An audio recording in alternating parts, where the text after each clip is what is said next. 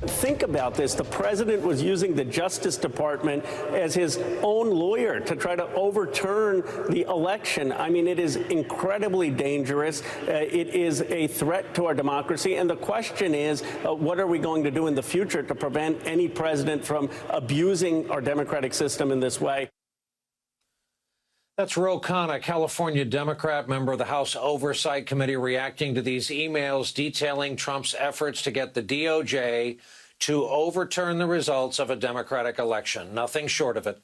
On the timing of the emails, New York Times reports it this way. Much of the correspondence occurred during a tense week within the Justice Department when Mr. Rosen and his top deputies realized that one of their peers had plotted with Mr. Trump to first oust Mr. Rosen and then try to use federal law enforcement to force Georgia to overturn its election results.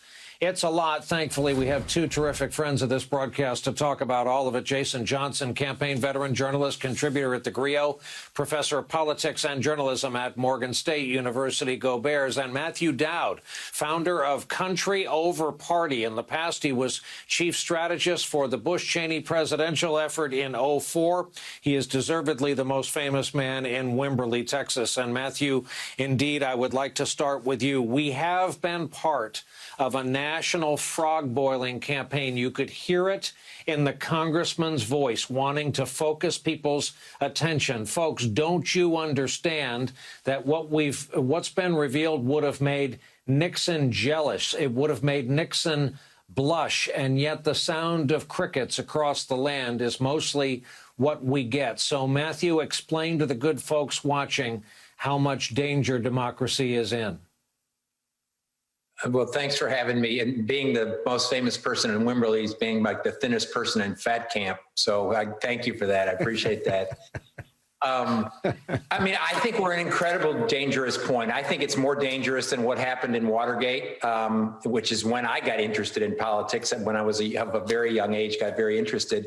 I think it's more dangerous than what we faced in World War II by the attack of two autocratic regimes, because at that point in time when we were attacked and they tried to end democracy, we united against it. We're not united against this today in this country today, even though a majority are with democracy. There's a large minority that doesn't seem to care about it.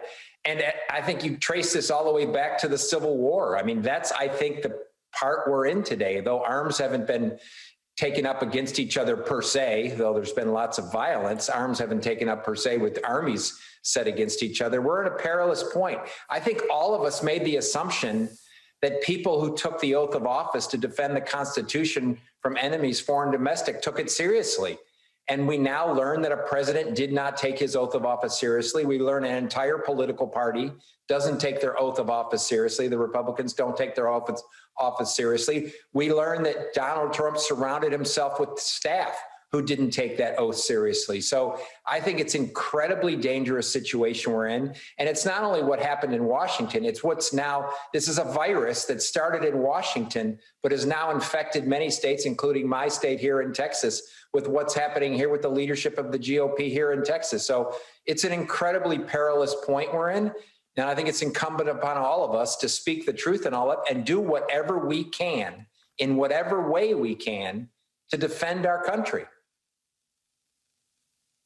Jason Johnson, I hate to do it to you, but you're a thoughtful guy. Same question.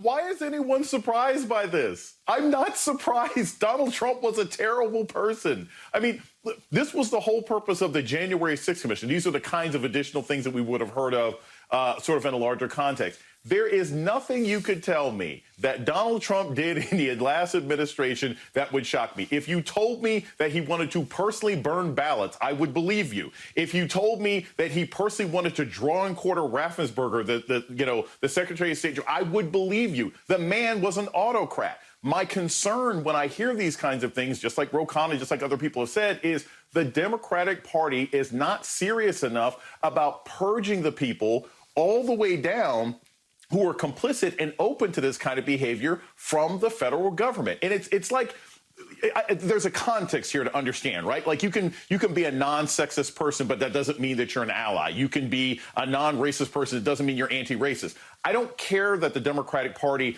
is pro-democracy. They don't seem to be anti-fascist. And they have to be anti-fascist now to battle the Republican Party. So every time I hear some of this new information, it doesn't shock me. There is no depth to which this previous administration could go that would surprise me in 2021. I don't know much, but I think we're at a hell of a place. We're going to pause this conversation right here, take a break. A lot to discuss when we come back. Jason Johnson, Matthew Dowd are going to stay with us.